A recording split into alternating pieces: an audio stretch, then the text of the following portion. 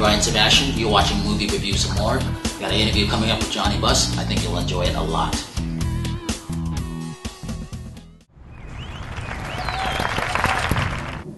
And he said, John, you remember we're 56 now, right? You do remember that. Don't you think we're a little out of there?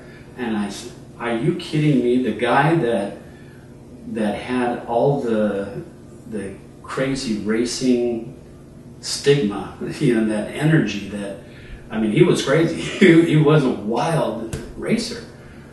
Not wild, but that was it. Racing was his life for a great part of our high school and a few years after. And I said, what, did you really lose it? Did you really lose the desire to race? Are you kidding me? And I said, there's a place that we can rent a car and drive, just practice. Let's just try it.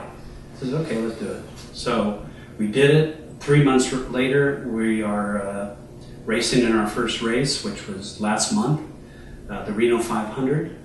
And lo and behold, we ended up winning our class. Good for you. It was a crazy 500-mile race. It took us 15 hours to complete it. We were beat up. It was something else, but all of a sudden it just said, okay, we're racers again. So now we're planning our next race. We're leaving for Ensenada next week to practice, and soon the Baja, soon probably quite a few races for 2014. We'll have a full race schedule of about 12 to 14 races. Good. Yeah. Now, you're not a fan of social media, are you? Why? Well, I'm a big fan of social media because it was what our lives in America needed, or in the world. The cell phone was a wonderful thing that happened to all of us because it just brought the world closer. So the next step was social media. It's a wonderful prospect, and obviously been very successful. It's not something that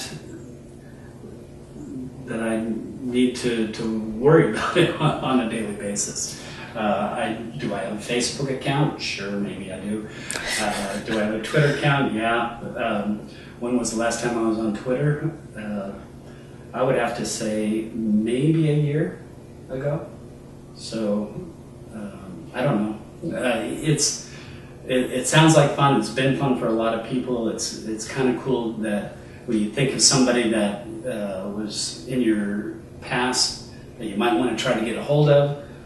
Sure, you go to Facebook. Sure, you go to Twitter. You look them up, and maybe you'll find them. And sure enough, I found a lot of people that I hadn't talked to in 20, 30 years, and it was wonderful to say hi. And then you exchange phone numbers, and then we don't communicate on Facebook anymore. We communicate by phone, so or we hang out. But I love Facebook. It's fantastic thing. Last two questions. What are you doing at the forum? What's going on with that? With the forum? Yeah. Well, the forum was sold by us.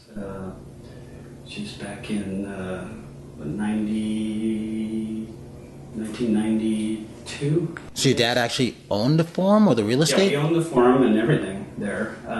And then we moved everything to Staples Center, the Lakers and Sparks, to Staples Center, and it's been so good. It's been so great there that we never looked back. So we put it up for sale, and there was a church that purchased it and had their services held in the forum. And then just recently, Madison Square Garden purchased the forum and are refurbishing the place to house concerts. So we were really excited about that. Actually, the Lakers played a preseason game there about 3 years ago, and it was just incredible to go back into the forum, after 10 years off, and you know, it was a good way to say goodbye to basketball in the Forum forever. So, but we're happy at the Staples Center. It's just such a fabulous building, and that whole downtown Los Angeles area has come up quite a bit. I know you have a favorite charity or a couple charities. Why do you have them, and why do you like them, and why is it important for you? Well, you know, when we first started with the Lakers, of course, you get bombarded by every charitable organization that exists. And my dad tried to do the best he could to accommodate as many as he could. But it just got out of hand. And so what we did was we formed our own foundation, the Laker Youth Organization. And that, and, you know, we have certain amounts of events that we hold ourselves, but that way we can go to events that other people are holding, contribute to those through the Laker Youth Organization, and it keeps it nice and simple and collective. And so that's pretty much all we do right now. It's most of the proceeds of Laker Youth Organization goes to Boys and Girls Club. We like it that way, but you know, things like Oscar De La Hoya has his charity, and you know, since my dad was very close to Oscar, you know, we contribute to his youth foundation. So you know, we still do quite a bit, but on the most part, it all is funneled through Laker Youth Organization. Good.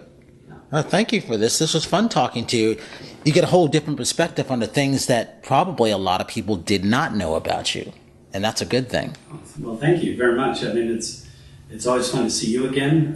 You know, we have quite a history. You know, I've been in every business from obviously sports to real estate to, you know, adult industry to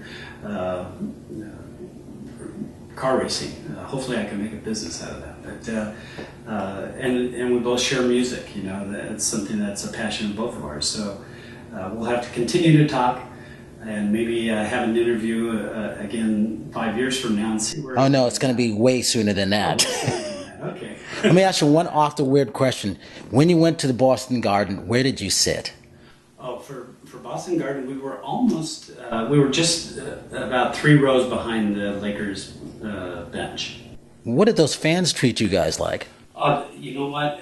They're crazy, wild fans, but truthfully, and they shout out their expletives and everything like that, but I respect them wholeheartedly. Absolutely wholeheartedly. All they are great fans.